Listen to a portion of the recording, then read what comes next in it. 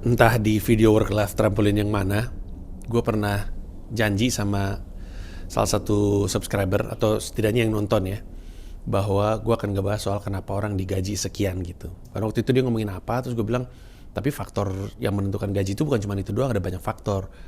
Perlu dibahas nggak? Perlu dong bang gitu. Habis itu orang lain, iya bang, perlu bang gitu. Terus ya udah akhirnya gue putuskan untuk ngebahas tentang kenapa lu digaji segitu. I don't balance my work and my life because they're all jumping in the same trampoline.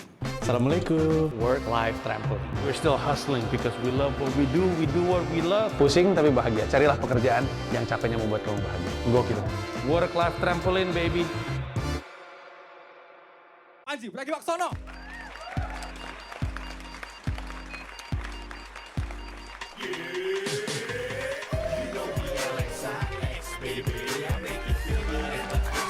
Kawan-kawan seks bebas semuanya. Ini dia. Mau yang hijab, mau yang enggak setuju ternyata. Pansan mungkin lu berdebu gue lihat. Jauh. Ya kenapa ketawa lu anjing lu. Kenapa ketawa lu? Dia berkemeja kacamata ini biasanya kalau ditutup suka melakukan pelecehan seksual. Ya enggak. Terus kayak gitu kan. Gua tanya nama lu, nama cowoknya siapa? Gue tebak. Dia satpam sekolah lu ya? Prabowo.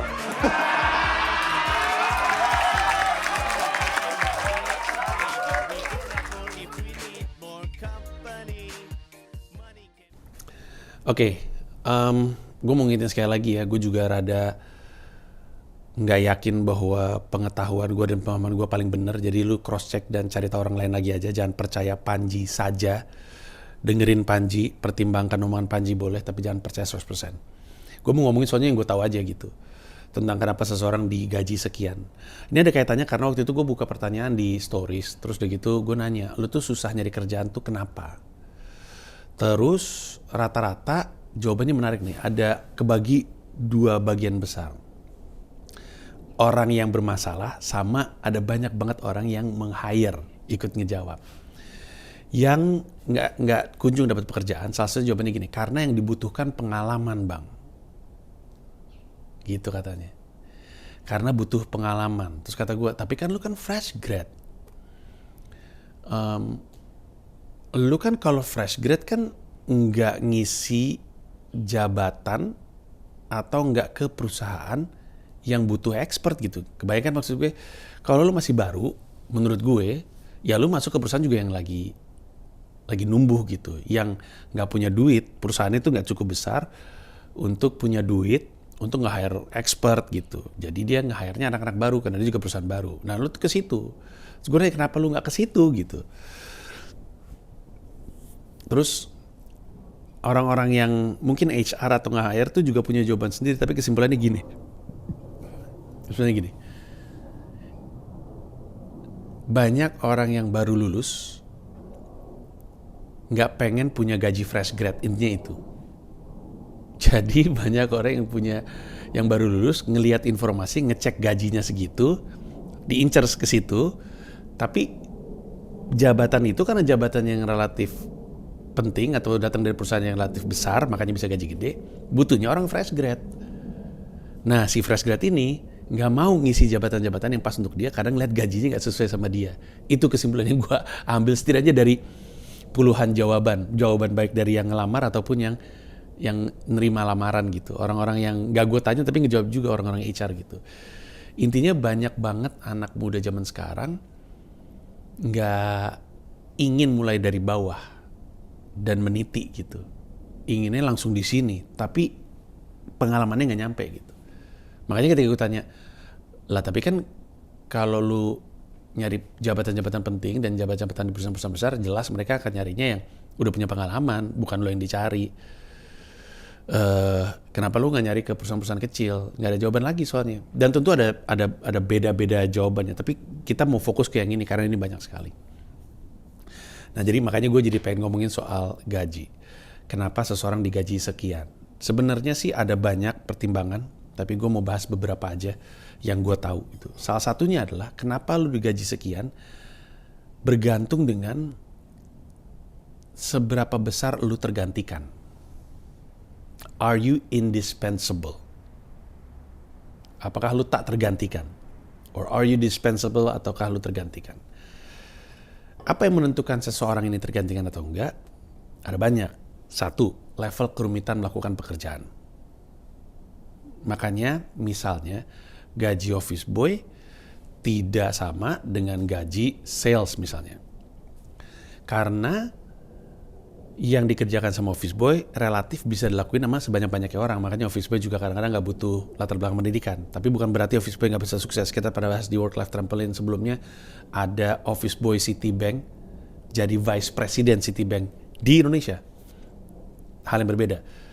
Gua ngebahas itu di yang judulnya Privilege. Tapi pekerjaan office boy relatif bisa dikerjakan sama siapapun. Asal rajin mah gitu, sama siapapun. Makanya gajinya murah karena dia tergantikan. Makin sulit pekerjaannya, makin susah tergantikan, makin naik gajinya atau lebih tinggi gajinya. Ya, jadi alasan gaji lu besar dan gaji lu kecil sangat tergantung dengan apakah pekerjaan lu tergantikan. Itu pun sales untuk banyak orang, mereka merasa sales pun dispensable, tergantikan. Karena lu datang, gua ajarin nih, lu ikutin arahan gua, bisa lu ngejual. Jadi makanya akhirnya dispensable dibandingkan misalnya sales manager. Nah ini kan sekarang kita ngomongin tergantikan dalam aspek yang berbeda. Seberapa tergantikan atau tidak tergantikannya lu di perusahaan juga tergantung sama seberapa besar tanggung jawabnya lu. Ini orang sales nih, ada 16 orang sales. Lalu ada satu orang sales lagi, sales juga, tapi dia leadernya. Skill salesnya mungkin sama aja, tapi dia sales leader atau sales manajernya. Dia ditaruh di level seperti ini karena dia dianggap bisa berkomunikasi dengan baik, bisa memimpin, ngerti caranya mendidik, ngerti caranya memotivasi, ngerti caranya mengorganisir, bisa ngehukum, tahu caranya ngehukum,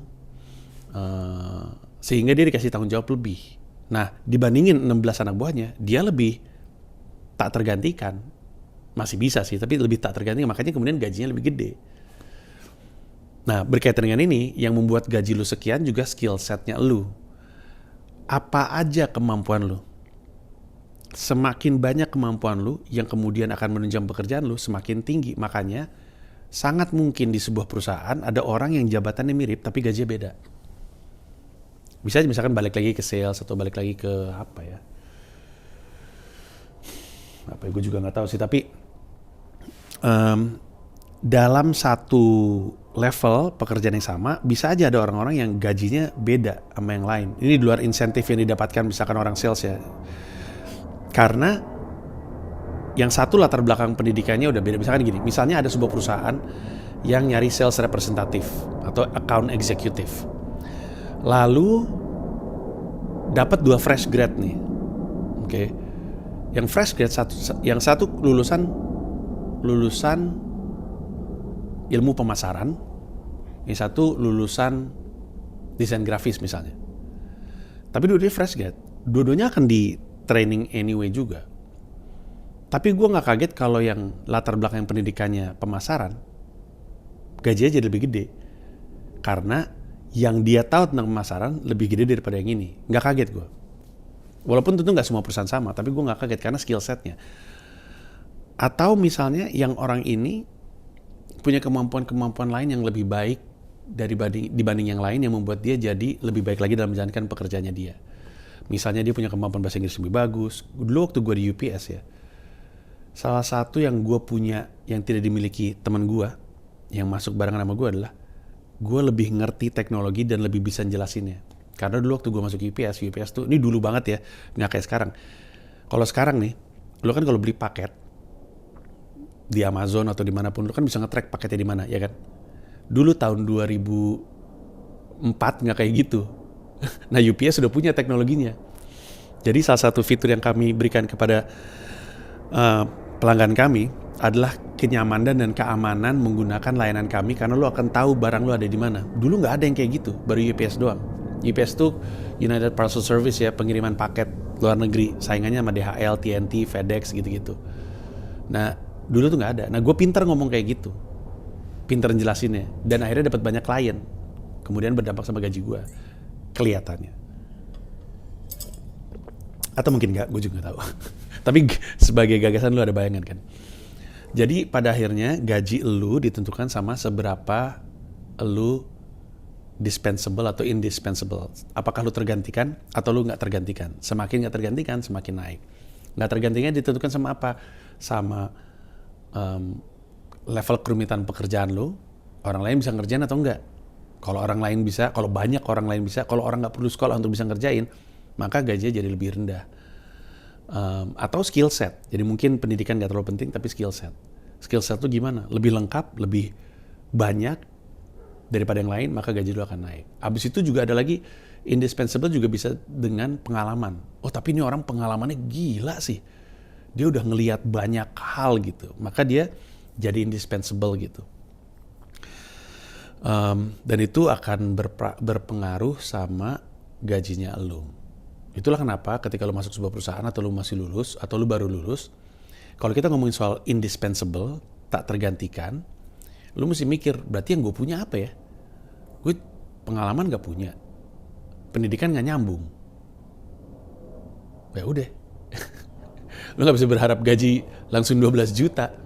Karena untuk nyampe gaji 12 juta, kalau misalkan ada orang nih gak punya pendidikan yang sesuai dengan bidang pekerjaannya, terus gak punya pengalaman, untuk bisa nyampe ke 12 juta gajinya, ya dia mesti punya pengalaman dulu gitu. Dan pengalaman itu akan ngisi dia ilmu yang dibutuhkan untuk pekerjaannya, karena sekolahnya kan enggak gitu.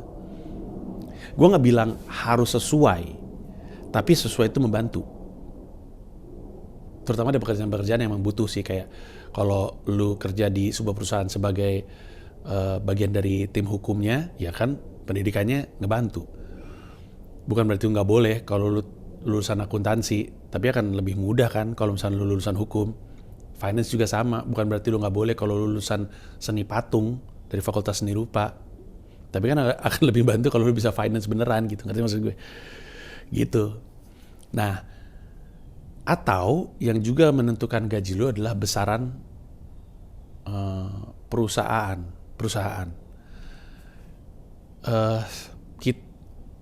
Menurut gue tidak bijak ya untuk membandingkan gaji lu jadi sales panci tau yang keliling-keliling rumah jualan panci, sama gaji lu jadi sales UPS aja misalnya.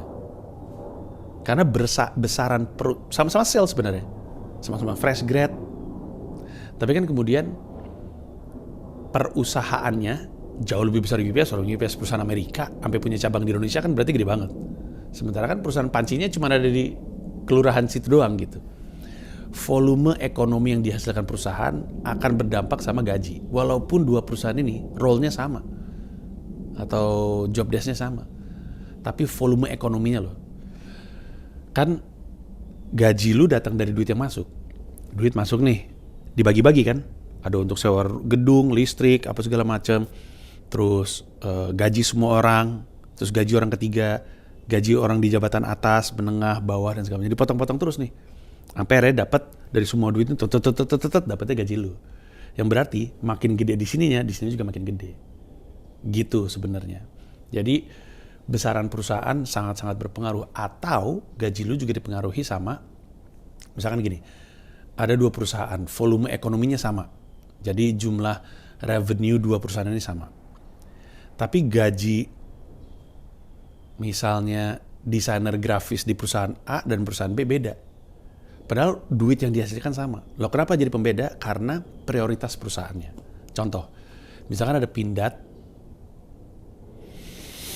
Misalnya ada Pindad, tahu nggak Pindad? PT Pindad yang kerja bikin tank, bikin senjata. Pindad. Terus ada apa yang kira-kira satu volume ekonomi sama Pindad ya? Susah bener nih. Misalnya aja ya, ini mah biar gampang aja. Misalnya Comika, volume perekonomiannya ya, volume revenue-nya sama dengan Pindad gitu. Misalnya aja ya. Ini biar gampang. Dua-duanya desainer grafis.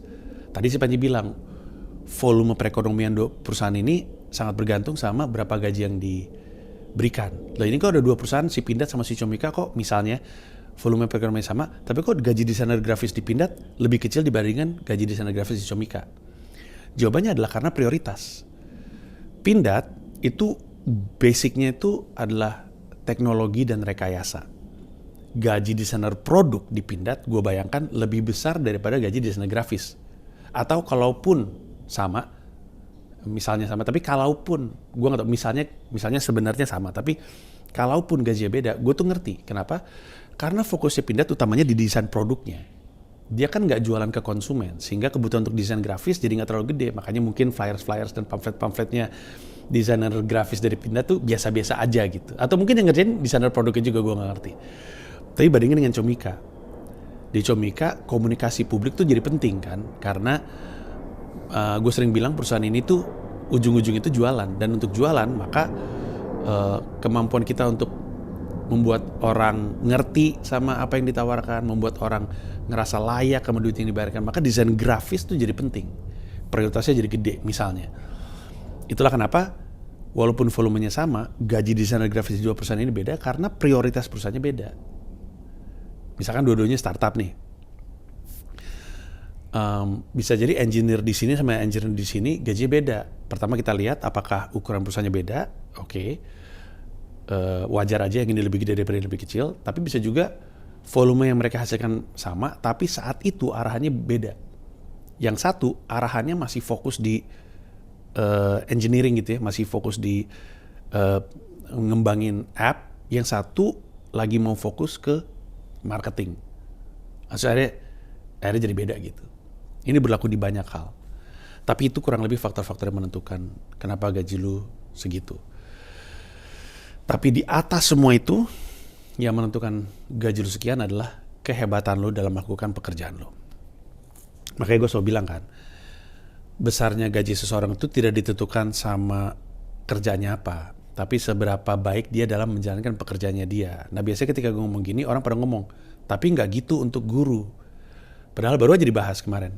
Gue bikin konten sama YouTube tuh, menertawakan pendidikan Indonesia bersama Abdur Arsyad. Di situ udah dibahas bahwa gaji bahwa guru sekarang karena punya sertifikasi, dan ada yang di kolom komentar saya guru atau segala macam pada bilang bahwa semakin baik orang ini jadi guru, semakin lebih menjamin penghasilannya dia. Guru pun seperti itu. Bukan gue yang ngomong guru. Silakan cek aja di kolom komentar video tersebut. Jadi yang membuat lu banyak uang itu bukan apa pekerjaannya, tapi seberapa baik lu dalam menjalankan pekerjaan tersebut. Makin baik lu dalam menjalankan pekerjaannya, makin besar gaji yang lu terima. Gitu. Ada satu lagi yang gue hampir lupa. Besar kecil gajinya lu tuh juga ditentukan sama seberapa besar tanggung jawab lu dalam perusahaan tersebut. Kayak salah satu contoh tanggung jawab sih ke prioritas perusahaan. Misalkan engineering tuh tanggung jawabnya atau pengembang aplikasi ya si orang IT mungkin disebutnya. Tanggung jawabnya gede di sebuah startup. Maka dia gaji jadi besar. Misalnya, tapi bisa juga kayak gini cara ngelihatnya.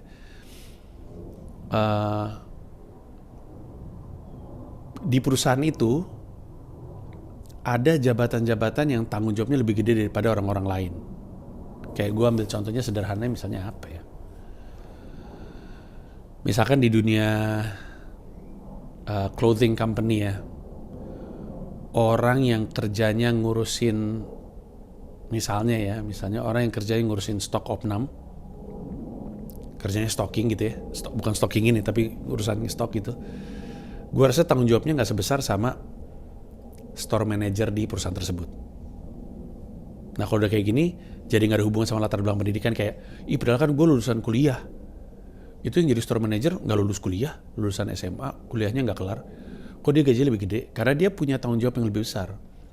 Si store manager ini ngurusin pembukuan, ngurusin karyawan, ngurusin strategi marketing. Kalau dia nggak ada, lebih pusing daripada si yang ngurus stok itu, karena ya itu tadi dia dispensable, tergantikan. Karena tanggung jawabnya nggak segede yang tadi gitu. Kita hampir lupa gue. Tapi itu udah banyak banget ya, dan itu juga cuma yang gue tahu di kepala gue. Pasti ada lagi hal-hal yang nggak kesebut sama gue. Jadi silakan taruh aja di kolom komentar. Tapi Moga-moga itu bisa ngejawab soal kenapa lu digaji segitu. Ya, kita ketemu di Work Life Trampoline berikutnya. Bye-bye.